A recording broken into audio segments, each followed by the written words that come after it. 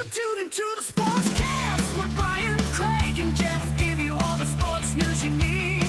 We give you outspoken thoughts about all the headlines. We talk baseball, football, hockey, and more. No matter the topic, we cover it. Get ready for the show and keep it outspoken. Keep it outspoken. We keep it outspoken only on the Sportscast.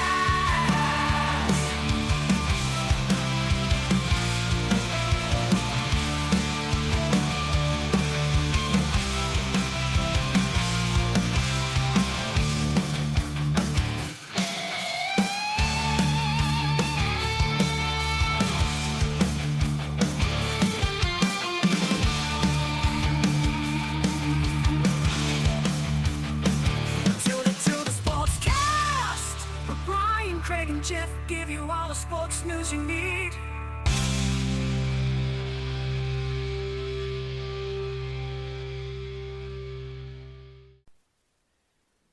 Hello, everybody. Welcome in. Welcome in. It's your host, Brian. I'm riding solo this episode.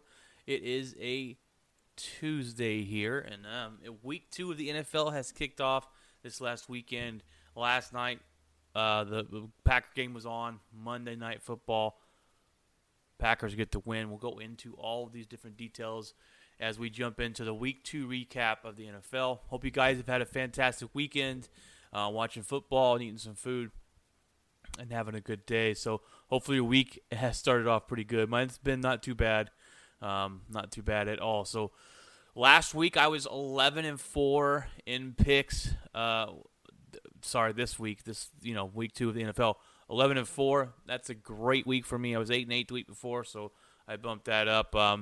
Let's jump into it here. The Raiders start off 2-0 as they beat the Steelers 26-17, and this is a game. I had a gut feeling, and I said, look, I think the Raiders are going to win. I second-guessed it. I said, well, maybe Derek Carr is not going to show up against the Steelers' defense. The Steelers' defense is really good. But he showed up. He had 382 yards, 2 touchdowns. T.J. Watt ended up getting hurt during this game and missed some time. So the Raiders get the job done there. Roethlisberger and the offense look lethargic at times.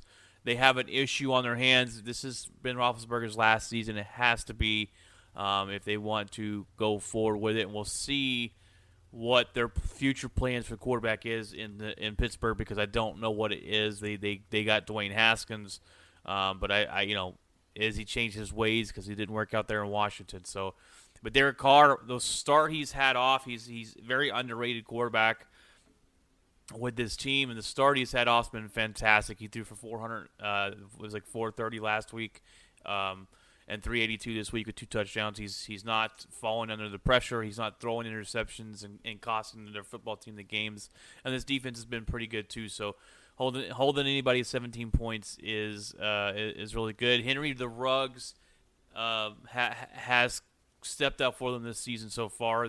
He's becoming that wide receiver that they thought he could be when they drafted him. So it's good to see the Raiders doing something. They started off 2-0 with this schedule. I thought they would be 0-2 at this point, but they have proved me wrong. So continue to do that, Raiders. All right, guys, next game here, we got Jameis Winston finally back to his normal self as he throws 2 interceptions and 0 touchdowns against the Panthers as the Panthers end up beating them 26-7. This is a game that lost a lot of people in my Survivor League. A couple people picked the Saints. Last week was a fluke. Jameis Winston was a fluke last week, and he showed it this week of how inconsistent he can be. Sam Darnold looked good. He looked good last week. He looked good this week. He had 305 yards, 2 touchdowns, and 1 interception. This is one of the biggest headlines, kind of. Well, maybe not one of the biggest, but this was a headline coming in. Sam Darnold got drafted by the Jets, and they let him go. They traded him away because they were done with him. And I don't think Sam Darnold, with his age, I'm not willing to give up on him. So I'm glad to see he's behind the scenes here, secretly putting up some good numbers. He's got his team off to a good start this season, and hopefully he can return that turn that career into something good with the Panthers. Oh, the Browns. The Browns. They win 31-21 over Houston. It's a lot closer than I thought, but Baker Mayfield ended up getting hurt during this game. He did return to the football game. Tyrod Taylor got hurt during this game and did not return. He's going to miss multiple weeks there in Houston. And Houston's been fighting with these teams. They fought last week, and they won against Jacksonville, and they ended up blowing them away. And they fought with the Browns for a while on this. And, maybe because Baker Mayfield got hurt, it is what it is. They're a little more fight to them than what we thought. So I don't know who. I think Jeff Driscoll is going to be their quarterback next week, as Deshaun Watson's still refusing to play for them, just collecting a paycheck sitting on the bench. So Houston, though, 21 points, defense couldn't hold them. I picked the Browns to win this game, as most people would. For a little while, I was a little nervous because I also picked them in my Survivor League, but the Browns get the job done there in Houston. Jets rookie quarterback, 4 interceptions. He wants a redo, as he was awful. He had, at one point in the game, he had 4 interceptions and 4 completions, or 3 completions. He had more interceptions than he had completions in the game. They faced a tough Patriots defense as they welcome him into the NFL. They lost the game 25-6 to the Patriots. Now Mac Jones gets his first win, but he was nothing to write home about. He didn't have a great game. Nothing stood off the charts. I don't know if he had a touchdown on the game. This defense is what won him the game against the Jets. And anytime you turn the ball over 4 times, you're not going to win a football game. The Chicago Bears. This is the week of injured quarterbacks. You had Tyrod Taylor and Baker Mayfield, and Andy Dalton goes down. Andy Dalton goes down against his old team, the Bengals, and he is replaced by Justin Fields, who's unimpressive. He was 6 of 15, 60 yards and an interception. The Bears get the job done, though. They get the job done 20-17 with their defense. Their defense gets 3 interceptions from Joe Burrow, a game that Joe Burrow doesn't usually have. He doesn't usually throw 3 interceptions a game, and he didn't look all that great. He had 300 yards passing, but the 3 interceptions is kind of what killed him when it's a 3-point game there. You figure they could have put some more points on the board if they had more possessions. I'm not trying to kill Justin Fields here. I think he'll be a decent quarterback, and they didn't really have a game plan for him. He just had to step in when Andy Dalton went down. Some weird spotlight put on the Bears. They don't want their quarterbacks. They asked Matt Nagy today in a conference, a news conference, if who's going to be their starters. Andy Dalton going to be the starter next week, and he said it. He went into scheme and he wouldn't answer the question. He was filibustering around the question and never gave an answer. And then a couple minutes later, after press conference was kind of winding down and Nagy left and it was over, he sent somebody else back in, not himself, somebody else back in, a PR guy, and said, if Andy Dalton is healthy, he is our starter. And they were like, what's going on? He just, he wouldn't answer the question, what's going on, and he said that Matt Nagy didn't understand the question he was asking, which is total BS. It's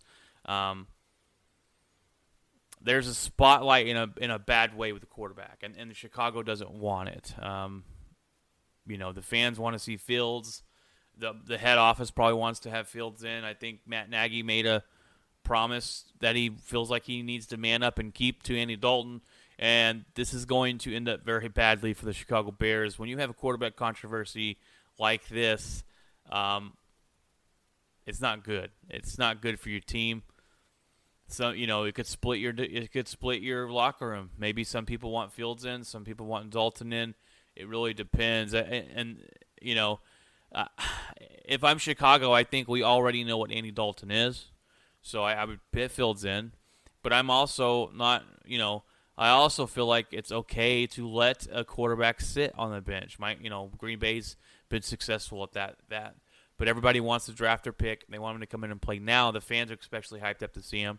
And it doesn't help that Andy Dalton's not that amazing of a quarterback. So I think they're honoring what they've promised Dalton, but this is going to be short-lived because at some point, whether it be a big losing streak or whether Andy Dalton gets hurt, he might not get that job back with Justin Fields playing. So if he can show that they can game plan him and he's everything that they're talking, the confusion and the questions is that Justin Fields will be on the field before too long. All right, the Rams squeezed by the Colts 27-24. Nothing to write home about in this game. The Colts defense kept them in the game. Wentz got hurt again. This guy always is injured, it seems like. He sprained both his ankles, and his status for next week is unknown. He made a horrible interception this game, a horrible pass. It was one of those little flip of the wrist, kind of reminding me of what Brett Favre used to do. Just kind of toss it out there. And he threw it right to the linebacker. I don't even know I didn't even see a guy in the area. I don't know if it was a failed screen. It was a bad interception. And they've got to be wondering what they got with Wentz. And he's always hurt. And, it doesn't look so far. I know it's only 2 games into the season, but it doesn't look too good there that Wentz will be there for the future quarterback. The Buffalo Bills drowned the Dolphins as Tua leaves with a rib injury. He took a big shot. He ended up getting taken out of the game. He had, I don't know if it's bruised ribs, broken ribs. He was hurting. It looked like a nasty shot he took. Bills win 35-0. My worry is not about Tua here. My worry is that Allen did not look very good. He didn't look impressive. Is that just something to worry about? This guy coming into the season was MVP favorites. Everyone was just raving about him, and I was too. I think he's got the potential to be a great, great quarterback, and he already is a great quarterback. But I figured he'd have, play better against the Steelers. They should have won that game last week. They should be 2-0. I watched that game, and everyone's talking about how the Steelers won it. Well, Allen looked like his old self. He overthrew 3 touchdowns. I mean, the wide receivers were there. He overthrew them. Just maybe a little nervous to start the season. I don't know, but he didn't play very. He only had like 180 yards in this game. They won 35-0. It wasn't too impressive from Allen, but their team gets to win. That's all that really matters at the end of the day. The Broncos start 2-0. This is little by surprise, they have a good defense, and that defense is always going to keep them in it. Teddy Bridgewater's playing pretty good, and I'm not a big Teddy Bridgewater fan. I think he's a bus driver. He's a conservative bus driver that doesn't take shots downfield usually. But he's playing really good. They beat the Jaguars 23-13, and you can say, well, it's because they played the Jaguars, and they played the Giants, and there's 2 teams that are not really good. But no one expects the Broncos to really come out and light the league on fire either. So 2-0 is good for them. They have a good defense. Lawrence, again, a bad game. He had 2 interceptions, 118 yards.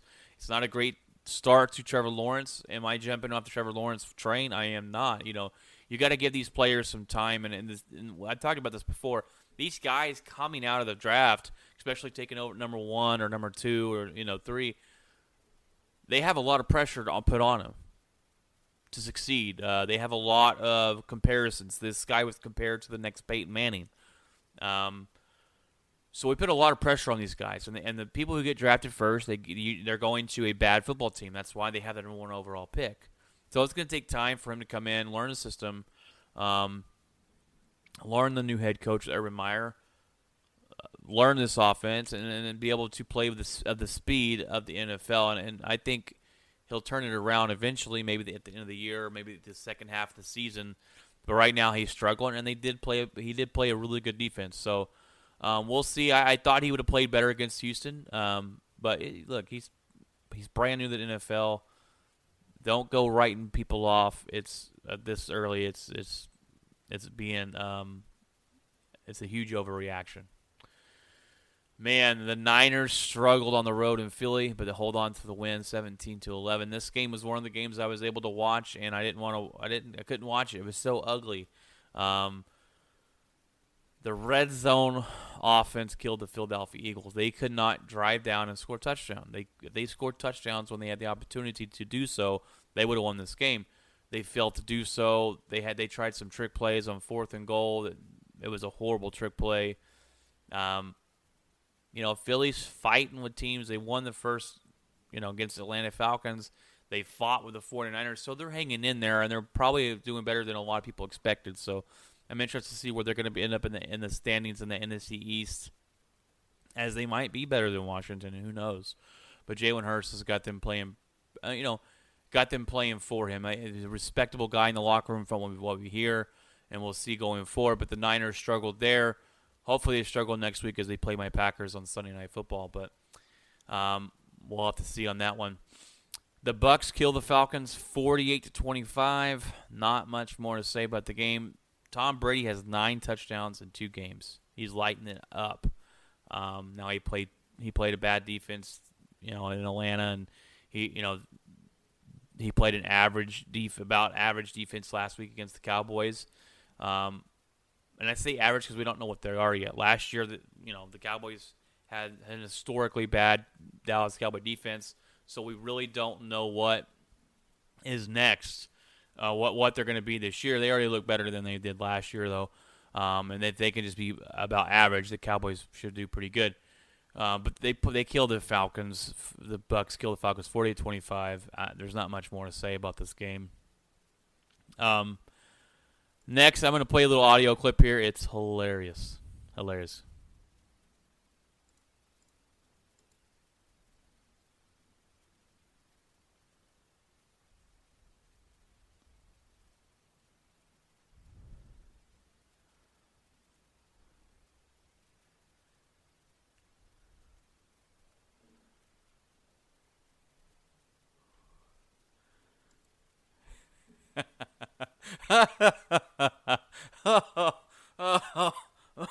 Excuse me. I can't help but to laugh at that. That is the Minnesota Vikings missing a game-winning field goal. They always have some bad luck with their kickers, and they missed a field goal that would have won the game. They lose this game 34-33. They played good.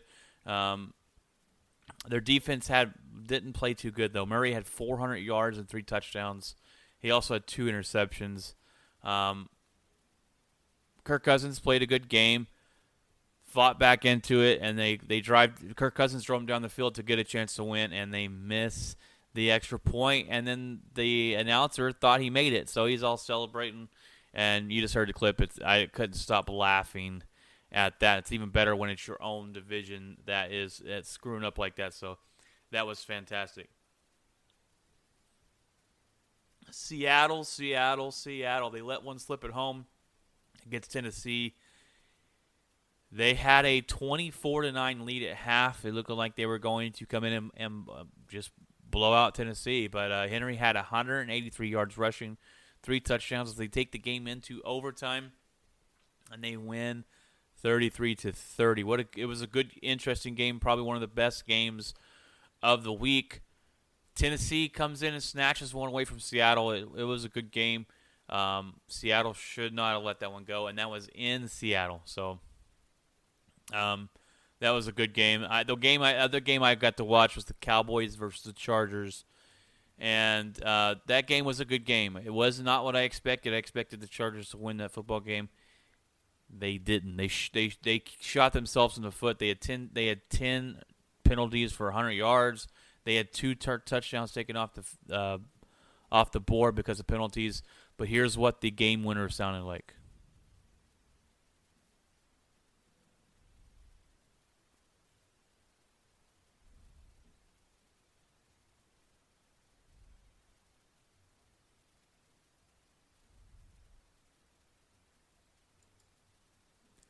All right, that was Tony Romo and Jim Nantz giving you their take on the 56-yard game-winning field goal for the Dallas Cowboys. They win 20-17. They played a good game. Defense, they got a couple turnovers. The defense and the rushing attack was huge in this game. They got two takeaways from Justin Herbert, 2 interceptions. They played good defense. They were able to pressure Justin Herbert. And then Dallas was able to get the rushing game going. Everyone was so mad last week. Not mad, but just why didn't they run the football? Why didn't they run the football? Though you can't run the football into a a brick wall, and that's what the Bucs are. And I applaud the Cowboys for changing up their game plan and going, well, we can't do this. They used the rushing attack here great. Tony Pollard looked very good. Zeke Elliott looked pretty good. Not better than Pollard, but Pollard was great, and that's what won in the game is rushing the football, the multiple turnovers. Dak had a good game.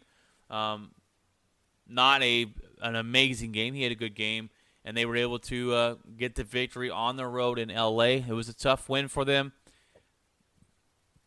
and I'm not trying to hate on it, but I'll tell you how it is. I think this is a game that the Chargers lost, and rather than the Cowboys won. All right, the next game is the Ravens versus the Chiefs. The Ravens and Lamar Jackson, they get the monkey off their back as they finally beat Patrick Mahomes 36-35. Hilaire, the Chiefs running back, fumbled the ball late in the game, sealing the victory for Baltimore. They were trying to drive down so they could score and win the game, but he fumbled the football. Defense gets it, and it pretty much sealed the deal. Lamar had 239 passing yards, 107 on the ground, and 3 total touchdowns. What a game for him! When you can have that kind of game, that's what makes him deadly and special. Mahomes loses for the first time in his career in September, and also throws his first interception in September in his whole NFL career, which is insane. That he's never lost in September, and he has never thrown an interception, but he did both those this year. And both those this game, so we can take that off the list there. This is another game when my gut I wanted to go with Baltimore, but I don't trust Lamar Jackson. I just don't. I don't trust him as a quarterback, and the Chiefs defense has been giving up quite a bit of points this year. So, but they get the 1-point victory there, so that was a good game as well. Last night, my boys take care of business. Rodgers and the Packers quiet the noise with a 35-17 shellacking of the Lions. Rodgers had 4 touchdowns, and Aaron Jones had 3 receiving and 1 rushing touchdown. So Aaron Jones was busy last night and scoring the points all around the board. Rodgers hasn't lost a Monday Night Football game in nearly a decade, which is pretty crazy statistic as well. Aaron Jones lost his father a couple months ago to COVID issues. COVID complications, and he carries his father's ashes in a football necklace that he wears, and he actually lost it last night as he was playing, last night in the game. They were one of the field crew guys were able to find that football. It's actually a football that has the ashes inside, so it's kind of neat, but he's actually able to find that necklace, and maybe I don't know if he's going to stop wearing it. Some people are like, why is he wearing it in the first place? Well, it's something really special to him, right? And it means a lot to him. And he came on and said, if losing it, if I lost it there, it's fine. That's where my dad would want me to lose it if I did lose it. So they were able to find that, and which is just a cool neat little story, but that's all that happened in Week 2 in the NFL. It was quite a bit of injuries. Hopefully that didn't affect your fantasy or your survival games. I was 11-4 this week. My survival game, I'm 2-0, so I'll move on to next week. I hope you guys have a fantastic rest of your week. Look forward to our podcast episode this Friday. Me and Jeff will jump on, give you the headlines of the week. We'll go over the top 5 games of next week and go through that for you. The Packers play the 49ers coming up on Sunday night. That'll be a good game. I didn't stay up for last night's game because didn't really have a worry. I thought that the Packers would win. Next week I'll have to stay up on Sunday night and watch it because it's going to be a good one.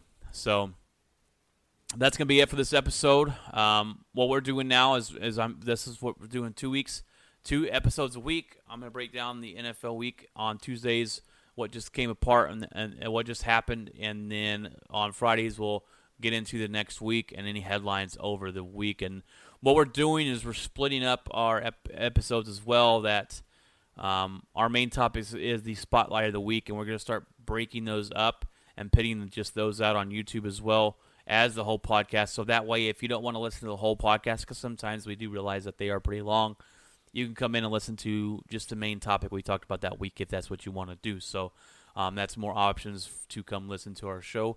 Please follow, like, listen. I put out a prediction every week on TikTok. I'll any breaking news I throw out there as well, Facebook and Twitter and all that good stuff. So come follow us, guys. It's Outspoken Sportscast.